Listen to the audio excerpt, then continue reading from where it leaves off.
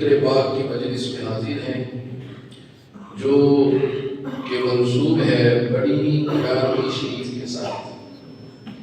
حضور غوث اعظم شیخ عبد القادر جیلانی رضی اللہ تعالیٰ عنہ کا وصال مبارک ربیع الثانی شریف کی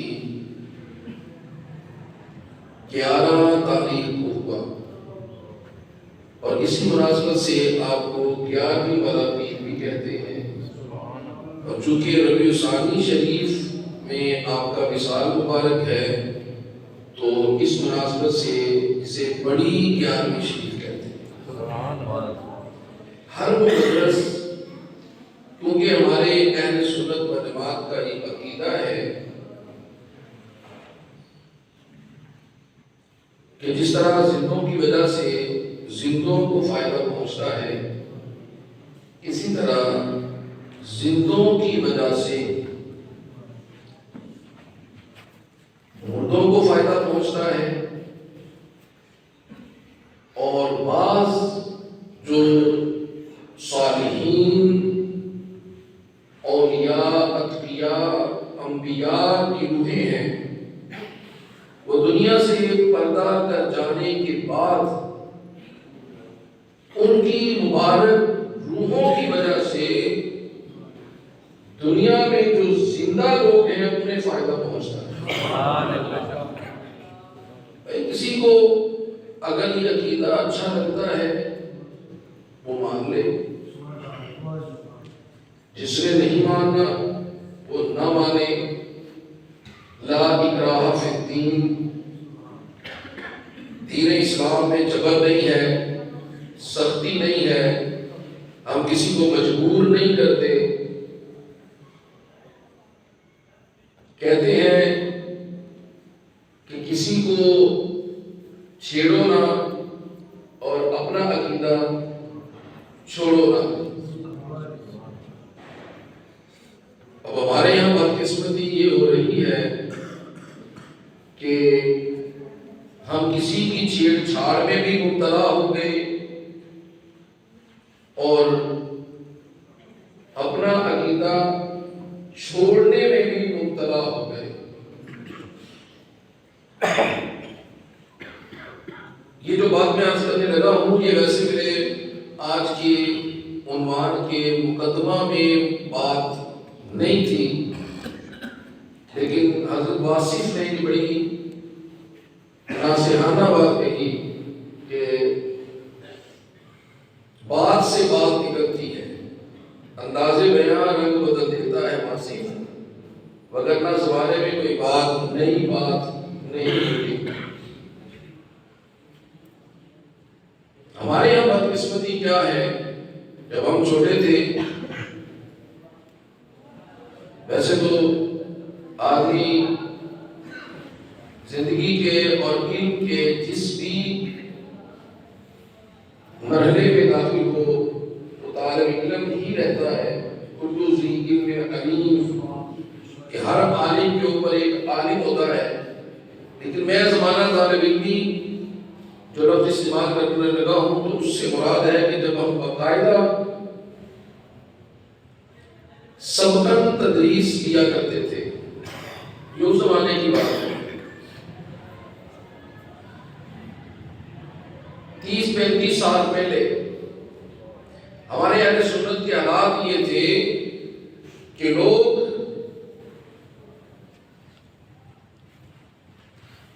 اہل سنت میں انتشار برپا کرنے کے لیے اور اہل سنت کو راہ راست سے ہٹانے کے لیے وہ سازش میں مبتلا کر رہے تھے اور کر چکے تھے، اور وہ کامیاب ہوئے۔ وہ کیا تھی؟ وہ جو سازش تھی وہ خوارج کی طرف سے ہوئی، اور وہ بہت بڑا حملہ ہوا۔ شان رسالت امام صلی اللہ علیہ وسلم کے عنوان پر معاذ اللہ استغفر اللہ نبی علیہ السلام کی استادوں پر سپیکر بلا کرتے تھے۔ آقا علیہ السلام کی معاذ استغفر اللہ اہانت پر تقریریں ہوا کرتی تھی، سپیکر بلا کرتے تھے، بڑے بڑے جلسے ہوا کرتے تھے، اور یہ سب اہل سنت کو بھئی اب توجہ میری طرف رکھیں۔ آپ بعض خطبہ ہوتے ہیں وہ مجلس میں بہت زیادہ لوگ اونچی اونچی آواز سے نعرے لگاتے ہوں، بہت زیادہ سبحان اللہ کی تسبیحات پڑھتے ہوں، تو انہیں لگتا ہے کہ حاضرین خود بچے ہیں، لیکن ہر بندے کی اپنی طبیعت اور اپنا مزاج ہوتا ہے۔ چونکہ میں نے جن اساتذہ کے پاس اپنا وقت گزارا تو ان کی طبیعت اور ان کا مزاج یہ تھا کہ ہمارے استاد محترم کہا کرتے تھے کہ میری زبان کو تم سب تب سمجھو گے جب تم میری آنکھ کو جانو گے۔ ان کا مطلب یہ ہوتا تھا کہ آنکھ میری طرف سے نہ ہٹایا کرو، جب آپ کسی اور طرف دیکھ رہے ہوں گے تو پھر اس کا مطلب یہ ہوتا ہے کہ آپ کو بات سننے میں کوئی دلچسپی نہیں ہے، تو پھر بے معنی ہو جاتا ہے ایسی مجلس میں ایسے لوگوں سے گفتگو کرنا۔ تو لہٰذا ذرا توجہ جو سب ایک طرف کر دو کہ کیا بات ہے، بات کا پورا ٹائم دینا ہے پڑھتا ہے۔ ذرا میں اس معذرت چاہتا ہوں، اگر آپ مجھے اپنی آنکھوں کی توجہ دے دیں تو یہ آپ کی بڑی مہربانی ہوگی، مجھے ذرا پھر بات کرنے میں سہولت اور آسانی ہوتی ہے۔ تو حضرات ہمارے یہاں بھی کیا ہوا جانتے، شانہ رسالت میں آپ صلی اللہ علیہ وسلم پر ہر طرف سے حملے ہو رہے تھے، کہیں حضور کی معاذ اللہ استغفر اللہ نورانیت کا انکار ہو رہا تھا، کہیں نبی صلی اللہ علیہ وسلم کے علم پاک پر نکتہ چینیاں ہو رہی تھیں۔ تو ہم نے اپنی ساری کشتیوں کا رخ جو ہے وہ خوارج کے ان حملوں کی طرف کر دیا، اپنی ساری توپوں کا رخ اس طرف کر دیا، اور ہمیں خبر ہی نہیں ہوئی اور پتہ ہی نہیں چلا کہ کب رافضیت ہماری جڑوں کو کاٹنے لگ گئی۔ رافضیت نے کہا مجھے تو بڑا اچھا موقع مل گیا، ان کا تو سارا دھیان اور ساری توجہ جو ہے وہ اس طرف چلی گئی۔ ہم دو غلطیاں کر بیٹھے، ایک تو رافضیت سے ہم بے خوف ہو گئے اور اس کی طرف سے آنے والے خطرات کا ہم نے احاطہ نہ کیا، اور دوسرا جو قرآن و سنت کی تبلیغی مشن تھا، قرآن و سنت کا، ہم اس سے غافل ہو گئے، اور قرآن و سنت کا جو تبلیغی مشن تھا، آپ یوں کر کے قرآن کی فال نکالیں، فال سے مطلب یوں کر کے ایسے کوئی سا بھی پیج نکلے گا، کوئی سا بھی پارا نکلے گا، آپ 10 دفعہ نکالیں اور پھر خواہ دائیں اور خواہ بائیں اس صفحے کا مطالعہ کریں، اس کا ترجمہ پڑھیں، اور پھر دیکھیں کہ وہ انداز تبلیغ، وہ انداز مجلس، وہ انداز محفل اور وہ رخ اہل سنت کے خطبہ جس سمت جا رہے اور جس سمت عوام کو لے جا رہے، کیا وہ یہی ہے یا اس کے برخلاف اور اس کے برعکس ہے؟ میں آپ کو بہت بڑی بات عرض کر رہا ہوں، اور یہ میں نے اس پر بہت سوچ وچار کرنے کے بعد، اس کو بڑی نظر عمید سے دیکھنے کے بعد، اور اس بات کو کر کے مجھے ہو سکتا ہے بہت سی مزاحمت کا بھی سامنا کرنا پڑے، لیکن حضرات جان یاد رکھیے، جو معاشرے کے مقتدر افراد ہوتے ہیں وہ صاحب ثروت ہوں، ابھی یہی بات میں اپنے بیٹے کو راستے میں بتا رہا تھا، وہ صاحب ثروت ہوں، مال کے اعتبار سے مقتدر ہوں، آپ مجھے بتائیے کہ غریب محلے میں خاندان میں ایک صاحب مال شخص ہوتا ہے، کثیر مال رکھنے والا، اور ایک غریب شخص ہوتا ہے، تو ان دونوں میں سے زیادہ اثر انداز معاشرے پر کون ہوتا ہے؟ ظاہر صاحب ثروت جو ہیں وہ معاشرے پر زیادہ اثر انداز ہوتے ہیں بنسبت فقراء کے، تو اسی لیے انہیں فقراء پر خرچ کرنے کا اسلام زکات دینے کا حکم دیتا ہے، فطرانہ ان پر لگاتا ہے، قربانی ان پر اسلام واجب کرتا ہے، کیونکہ وہ معاشرے پر اثر انداز ہو گئے اور وہ صاحب ثروت، صاحب مقتدر جو ہیں وہ خواہ منصب اور حکومت کے اعتبار سے ہوں، اس لیے جو احکام حکماء پر لاگو ہوتے ہیں، حکمرانوں پر لاگو ہوتے ہیں، معاشرے کے بگاڑ کی جو ذمہ داری حکمرانوں کی آتی ہے وہ ذمہ داری عوام کی نہیں ہوتی، اتنے عوام قصوروار نہیں ہوتے جتنے حکمران ہوتے۔ حکمران کے بگاڑ سے عوام کا بگاڑ ہوتا ہے اور حکمران سدھر جائے تو حضرت عمر بن عبدالعزیز کے خلیفہ بننے سے پہلے کے حالات کیا تھے کہ حاکم وقت کے سامنے کلمہ حق کہنا تو بڑی دور کی بات ہے، فقط اس پر آنکھوں سے یا سر کے اشارے سے بات کرنا، فقط اشارے سے تو گردن کٹ کے زمین پر گر جاتی تھی۔ آپ مروان کا،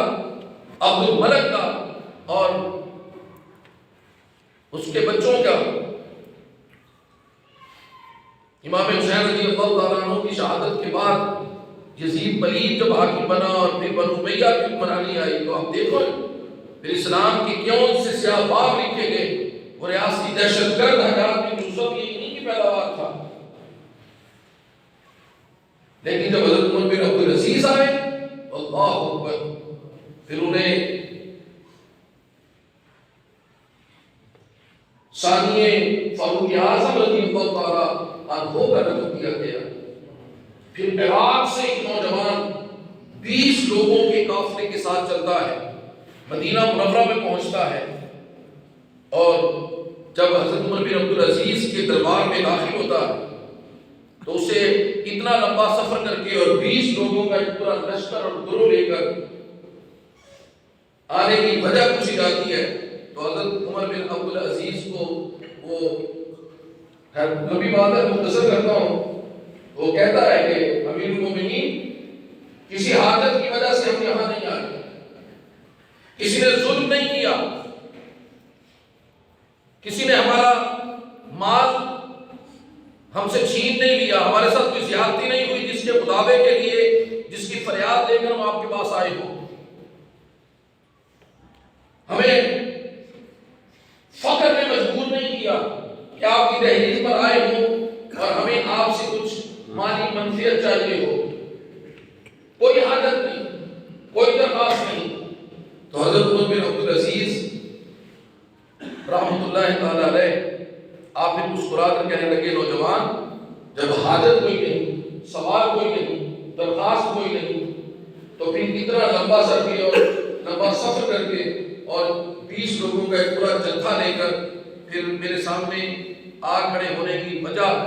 دریافت کر سکتا ہوں اور پوچھ سکتا ہوں کبھی اتنی زحمت کیوں اٹھائی ہے؟ تو اس نے یوں ہاتھ اپنے ماتھے پر رکھے اور کہا جی اگر آپ نے ہماری دہلیز پر پہنچا دیا،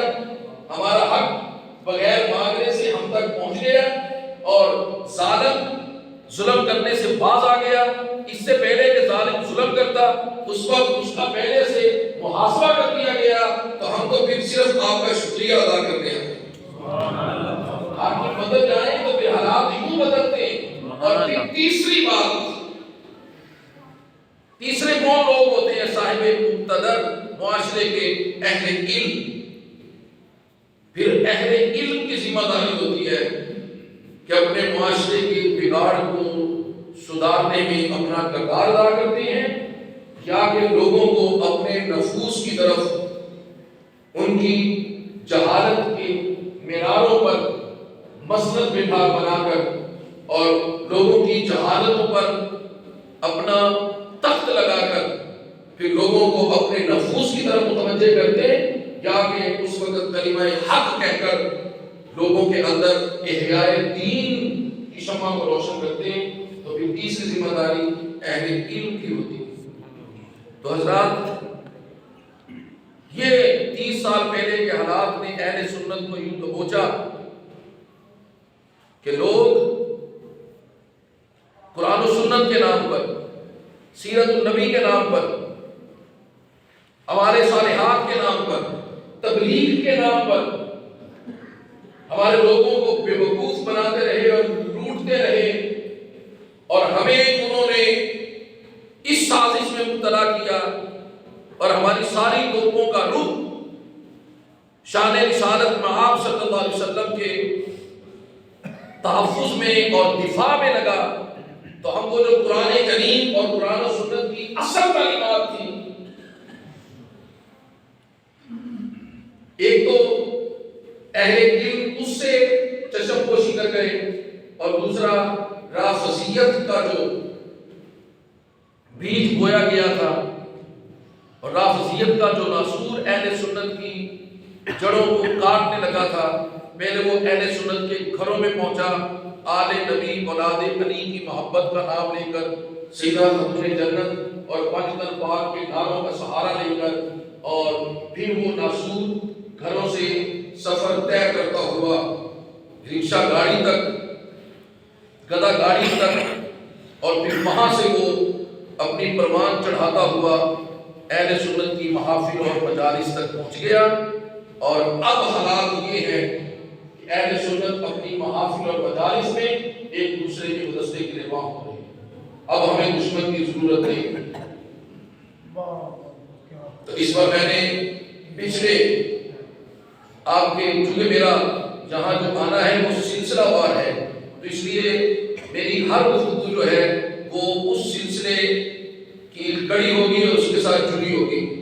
میں نے اس سے پچھلی مجلس میں، اگرچہ وہ یہ مسجد نہیں دوسری مسجد تھی، وہ غوثیہ مسجد، وہاں میں نے اہل سنت کو مخاطب کر کے کہا تھا کہ اہل سنت خاموشی اختیار کر جاؤ۔ اب جو رافضیت کی طرف سے جو 30 سال تک سازش میں مبتلا رہے ہیں، اور وہ دیمک جو جڑوں کو کاٹ رہی تھی،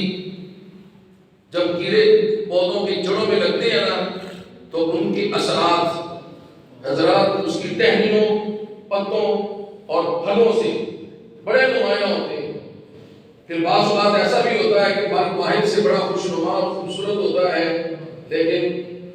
وہ اندر سے کل سڑ چکا ہوتا ہے۔ آج اہل سنت کی مجالس اور محافل میں یہ ہو رہا ہے، اور میں نے ایک جملہ استعمال کیا تھا کہ اہل سنت خاموشی اختیار کر جاؤ۔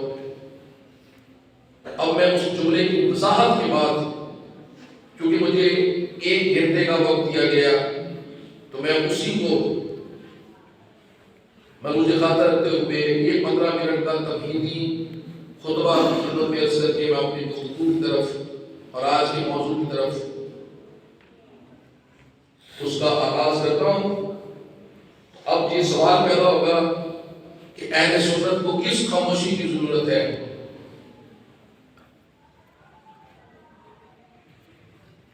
دونوں طرف جو لگی ہے آگ برابر، وہ جو اہل سنت کا سٹیج ہے،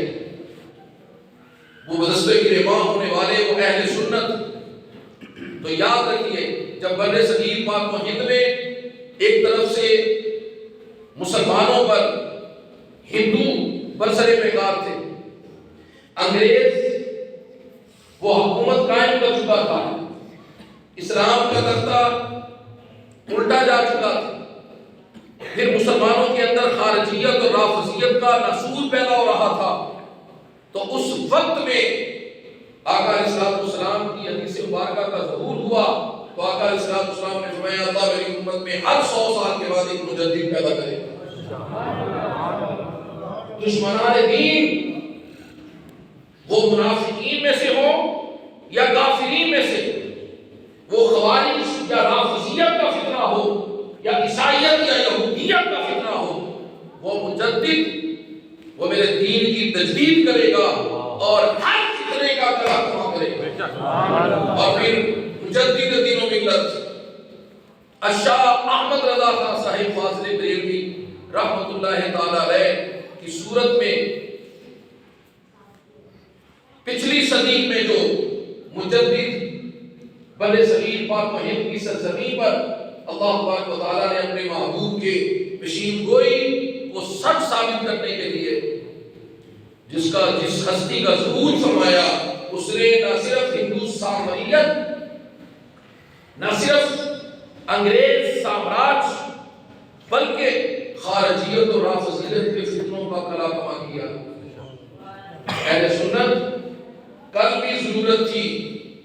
اس مرد حق مرد کلندر کی تعلیمات پر اپنے آپ کو جمع کرنے کی، اور آج بھی اگر اہل سنت کی صفوں میں اتحاد اور اتفاق چاہتے اور اہل سنت کو عروج پر دیکھنا چاہتے تو اس مرد حق مرد کلندر اور مجدد دین و ملت کی تعلیمات کے جھنڈے تلے تمہیں جمع ہونا ہوگا، جس میں یہودیت و عیسائیت کا تو رد کیا تھا، اس لیے کہ دشمن سے بچنا بہت آسان ہوتا ہے، اور اپنوں کی مکاریوں سے کہتے ہیں چور اگر کہیں تو چور پیدا ہو جائے، باہر کے چور کا تسی لحاظ کر سکتے ہو، محاسبہ اور مقابلہ کر سکتے ہو، گھروں میں بندہ چور بن جائے تو پھر حضرات اپنے آپ کو بچانا، مال کو محفوظ رکھنا بہت مشکل ہو جاتا ہے۔ اگر خارجیت اور رافضیت کے فتنوں سے تم بچنا چاہتے ہو اہل سنت، تو تمہارے پاس صرف ایک راستہ ہے، ایک راستہ ہے، اور وہ تعلیمات اعلیٰ حضرت کا، امام اہل سنت مجدد دین و ملت کا۔ اور میں نے آپ کو مشورہ دیا تھا کہ خاموش ہو جاؤ۔ جانتے ہو پھر تمہارے ذہنوں میں یہ سوال ضرور پیدا ہوا ہوگا کہ کیسی خاموشی؟ حضرت علی شیر خدا کرم اللہ وجہ الکریم کے خلاف حضرت امیر معاویہ لشکر لے آئے، رافضیت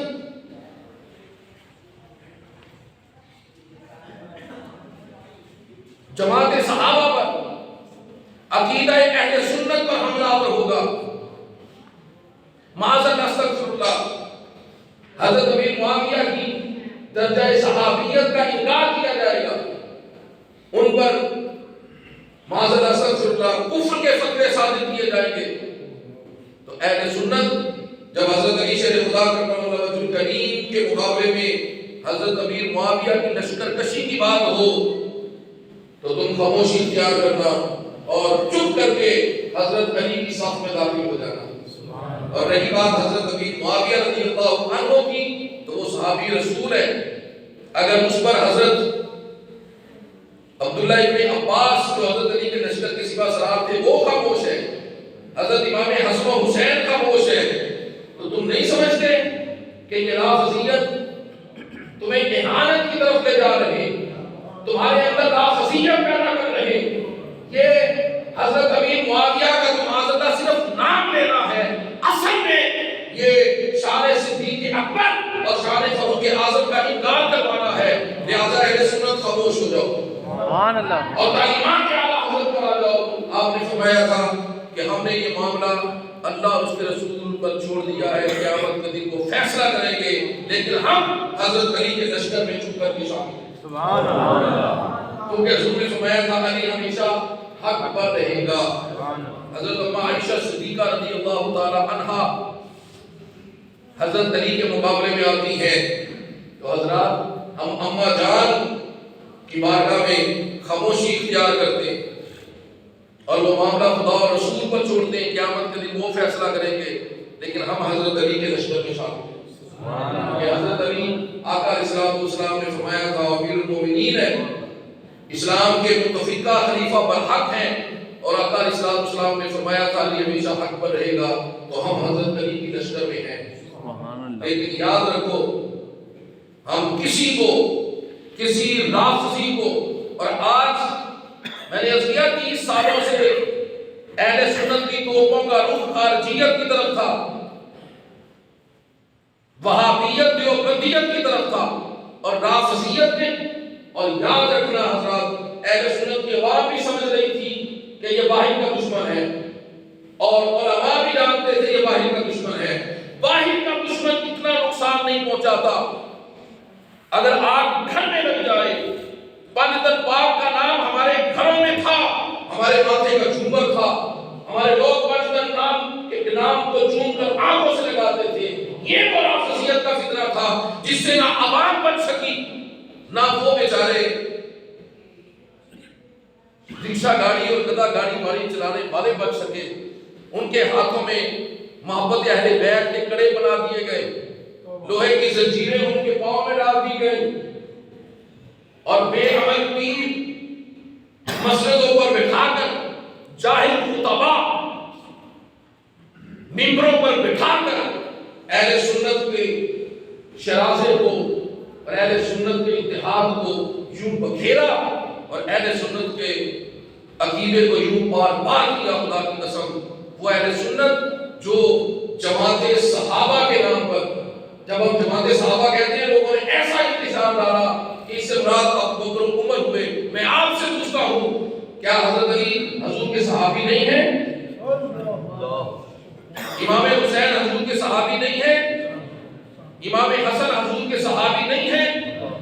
جب ہم صحابیات کی بات کرتے ہیں تو ام المومنین اما عائشہ صدیقہ جہاں حضور کی زوجہ ہیں، کیا حضور کی صحابیہ نہیں ہیں؟ سیدہ خاتون جنت فاطمہ الزہرا حضور کے جگر کا ٹکڑا ہے، جگر کا پارا ہے، لیکن کیا وہ نبی علیہ السلام کی صحابیہ نہیں ہیں؟ جب ہم اہل سنت ہوئے تو اہل سنت قرآن اور حدیث والے ہوتے ہیں، اور جب ہم جماعت ہوئے تو وہ جماعت جو مصطفیٰ کی جماعت تھی۔ سبحان اللہ۔ لہذا سنیو، یہ صحابہ کرام کی بارگاہ میں تمہاری زبان دراز کیا،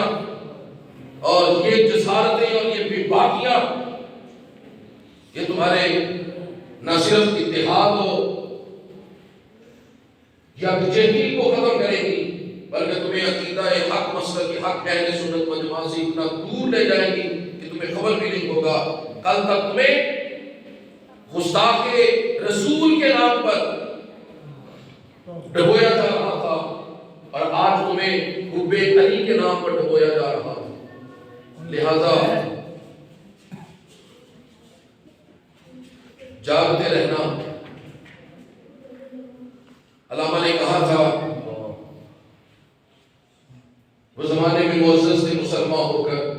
اور آج خوار ہوئے تاریخی قرآن ہو کر۔ مجھے ایک صاحب کا فون آیا اور اسے مجھے کہا کہ اپنے آپ کو فقہ حنفیہ پر لاتے ہو تو فقہ جعفریہ پر کیوں نہیں لاتے؟ امام اعظم ابو حنیفہ تو حضرت امام جعفر صادق کی شاگرد ہے۔ میں نے کہا علماء کے لیے تو ظاہر ہے علمی باتیں ہوتی ہیں اور بڑی باتیں ہوتی ہیں، تو ایک تو میں نے اس کو کہا کہ تم 4 دن فجر کی نماز میری مسجد میں ادا کرو، تو اس کا تفصیلی جواب میں فجر کے بعد درس میں دوں گا، 4 دن سوموار سے جمعرات۔ لیکن مجھے ایک التزامی جواب کا سوال کا جواب دو۔ میں تم سے پوچھتا ہوں کہ امام جعفر صادق کا مرتبہ زیادہ ہے کہ امام محمد باقر کا؟ کہنے لگا کہ امام محمد باقر وہ ان کے والد امام جعفر صادق کو جو نسبت جو عطا ہوا ان کی بارگاہ سے عطا ہوا۔ تو میں کہا فقہ باقریہ تو نہیں بناتے، فقہ جعفریہ بھی بناتے۔ سبحان اللہ۔ اگر فضیلت کا باب ہے، صرف فضیلت کی بات کرتے ہو تو فقہ جعفریہ بنائی ہے، فقہ باقریہ کیوں نہیں بنائی؟ اور امام محمد باقی بیٹے ہیں امام زین العابدین کے، تو فقہ جعفریہ بنائی ہے تو فقہ باقریہ کیوں نہیں بنائی؟ وہ تو ان کے بھی باپ تھے نا، وہ تو باپ کا بھی باپ ہے۔ اور جب فقہ جعفریہ بناتے ہو وہ 5ویں پشت پر جا کر تو معذرت اصل فرقہ جو کربلا میں شہید ہو گئے، پھر ان کی کیا خطا ہے؟ فقہ حسینیہ کیوں نہیں بناتے؟ اور یہ سارا فیض کو علی مرتضیٰ شیر خدا کی بارگاہ سے چلانا، پھر فقہ علیہ کیوں نہیں بناتے؟ اگر حب اہل بیت کی بات ہے تو یہ ہاتھی کے دانت کھانے کے اور ہوتے ہیں، دکھانے کے اور ہوتے ہیں۔ میرے صاحبوں، میرے بھائیوں، اہل سنت کی جو مساجد اور مجالس میں آج جو ایک دوسرے کے بدستے گرباں ہیں، تو اس کا حل صرف اور صرف تعلیمات اعلیٰ پر ہے۔ حضرت ابی معاویہ رضی اللہ تعالیٰ عنہ کی جو صحابیت کا انکار کرے جو آپ کی رضی اللہ عنہ کا انکار کرے وہ اہل سنت سے خارج ہے، اس کو اہل سنت کا کوئی حق نہیں ہے۔ اور رہی بات حضرت ابو طالب کی، تو اس میں اہل سنت کا اختلاف ہے، لہذا میں آپ کو کہتا ہوں کہ سنیوں خاموشی اختیار کرنا۔ اگر تم پوچھتے ہو کہ کہاں کہاں خاموشی کرنی ہے، حضرت ابی معاویہ رضی اللہ عنہ حضرت علی کے مقابلے میں لشکر لائے تو تم خاموش رہنا۔ حضرت ابی معاویہ حضرت امام حسن کی بارگاہ میں آئے اور حضرت امام حسن ان سے صلح فرما کر ان کے ہاتھ میں بیعت کر لیں تو تم اس کا پرچار کرنا۔ حضرت ابو طالب کی بات آئے، خدمت مصطفیٰ کی بات آئے، جانے جانا صلی اللہ علیہ وسلم کی جان پر اپنی جان قربان کرنے کی بات آئے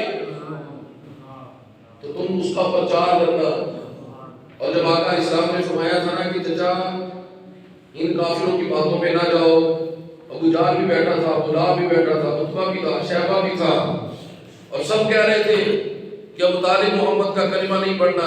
اور آقا کہہ رہے تھے کہ چچا میری کار میں ہی پڑھ دو، تو پھر ابو طالب نے انکار کر دیا، اور اللہ کے حبیب علیہ السلام وہاں سے بجھے ہوئے دل کے ساتھ تشریف لے گئے اور کافی تنتنا رہے تھے۔ تو صاحب یہ اہل سنت کے لیے ہمارا شکریہ ہے، لہذا بہتری اسی میں ہے کہ خاموشی اختیار کر لو۔ اگر تم نے خاموشی اختیار نہ کی تو یہ 30 سال سے جو ملنگوں ترنگوں جاہل پیروں اور قوانوں اور نعت خانوں کے اور جاہل خطباء کے جو فتوے چل رہے تھے، جو لوگوں کے گھروں سے نکل کر اہل سنت کی مساجد اور ممبروں محراب پر اور محافل میں پہنچ چکے ہیں، پھر یہ ایسی آگ لگے گی کہ جس میں سب جل کے راکھ ہو جائے گا۔ اور ہمارے پاس صرف ایک راستہ ہے کہ اپنے تانگے پر امام اہل سنت مجدد دین و ملت امام احمد رضا فاضل بریلوی رحمۃ اللہ علیہ کا بورڈ لگا لو، باقی سارے بورڈ اتار دو۔ اسی میں ہماری بقا ہے۔ کل ہم خارجیت سے بھی اسی بیس پر ہمارا تحفظ ہوا تھا، اور آج رافضیت کے فتنے سے بھی بچنے کی صرف ایک سبیل اور راستہ۔ بڑی 11ویں شریف حضور غوث اعظم شیخ